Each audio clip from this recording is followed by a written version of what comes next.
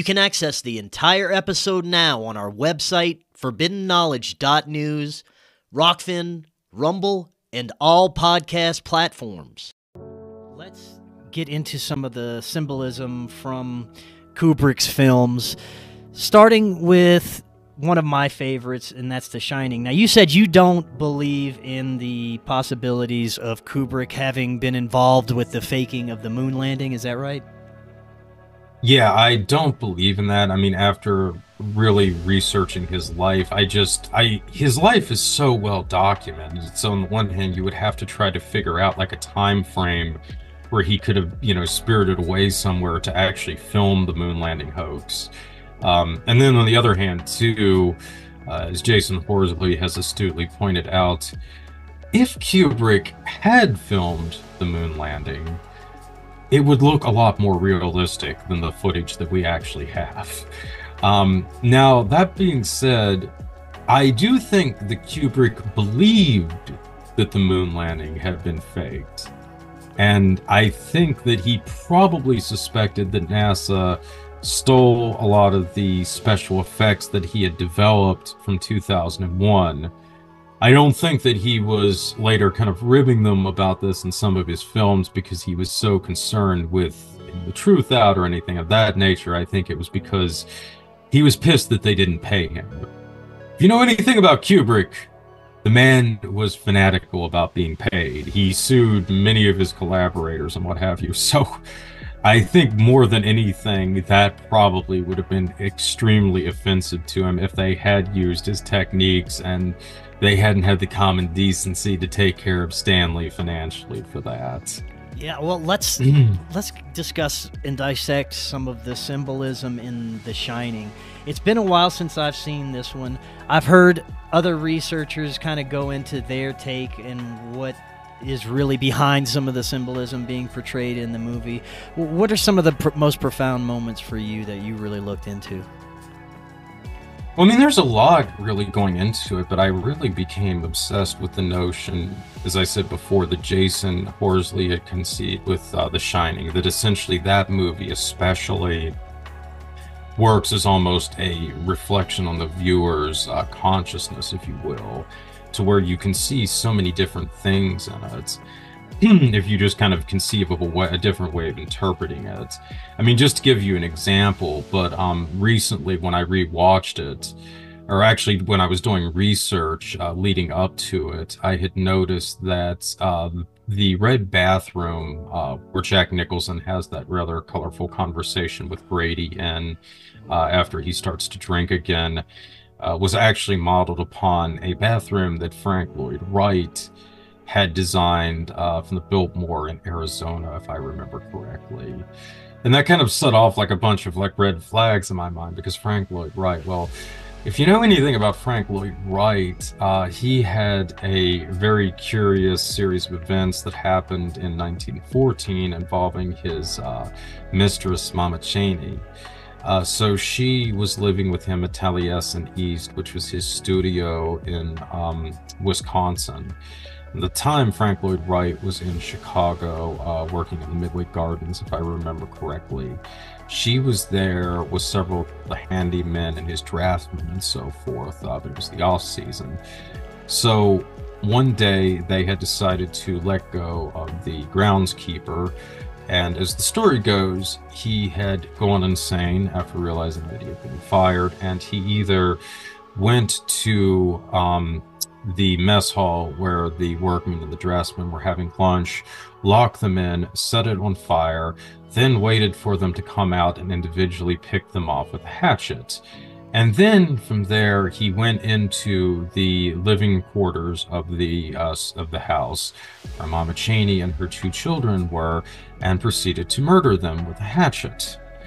So, going back and rewatching The Shining, there's obviously some rather uncanny parallels to the killing spree that this guy, Julian Carlton, I believe his name was, had embarked upon in Taliesin East. And then, of course, you also have Kubrick using the Frank Lloyd Wright designed bathroom there. So this is just kind of suddenly now a way that I had never thought to look at that movie. And suddenly it was just jumping out with like all these references to Frank Lloyd Wright.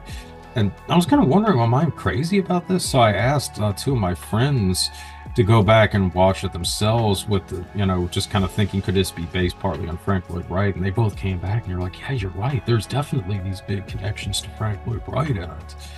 So again, it kind of makes you wonder, is it really this kind of two-way mirror to where your, stuff that's in your consciousness is floating around, is being reflected back to you when you're watching it? And that's where I think The Shining becomes even more of a mind fuck, because it did work in, again, this whole sort of notion of like time travel, where at the end of the movie, you kind of see that Jack is stuck in this loop where he's basically repeating the events going back to 1921 over and over again. You see that with like that picture at the end where he's there in 1921 on the photograph with everybody else. So once again, it kind of begs the question, when you specifically go out and do this kind of artwork, and this, in this case, this was all Kubrick. There's nothing like this in the Stephen King novel at all. It begs the question, do you create a work of art that does have this reflective quality to it? Right. And from what I understand, Stephen King wasn't too happy about the way the film turned out as a whole, right? Yeah. Well, see, my theory on that, I really don't think that Kubrick wanted to make The Shining. I think that Warner Brothers bullied him into it, because previously he had made Barry Lyndon. He had gone massively over budget on it, and then Barry Lyndon had turned into a huge box office flop. So Kubrick was really on the hook for Warner Brothers with that. Now, the movie that they, because Barry Lyndon was his follow-up to Clockwork Orange, right? So the movie that Warner Brothers had really wanted Kubrick to make to follow up a Clockwork Orange was The Exorcist, which he passed on to do Barry Lyndon. And then in the intern, The Exorcist had become one of the most successful movies that Warner's had ever made. So they were probably doubly miffed at Kubrick at that point. So next time around, I think they really put a lot of pressure on him to do this novel by the up-and-coming writer at the time, Stephen King. And I really don't think Kubrick was happy about this, because basically, it's Stanley Kubrick doing horror. So it's Kubrick elevating it to a higher art form, as he did with comedy in Doctor Strangelove, or he did with science fiction in 2001 and A Clockwork Orange. So with Arthur C. Clarke, 2001, he basically crowned Clarke the king of science fiction living at the time. So now he's, being asked to do the same thing to Stephen King. He's going to put a crown on the motherfucker's head. And that really, I think, got in Kubrick's craw, because he didn't think Stephen King was a very good author. Yeah. There's some stuff where you can see in that, especially like with the Shelley Duvall character, I see this as almost like a parody. Not just of King's writing, but of just the horror genre in general, and sort of this, kind of stereotypical female leads at that particular time. But on a more personal level, I think Kubrick really went to great lengths to highlight the not-so-subtle racism in Stephen King's books. Getting back to that scene in the red bathroom, this is the scene, where the bartender's like, your son has invited a N-word to come. And Jack's like, it's just, and this dialogue is taken absolutely verbatim from Stephen King's book, okay? And just the way he has Nicholson playing that in this just really rednecky, to me, I almost like could see Kubrick in like a meeting with like the heads of Warner Brothers, and just like, look at this shit. This is what you gave me to work with, for fuck's sake.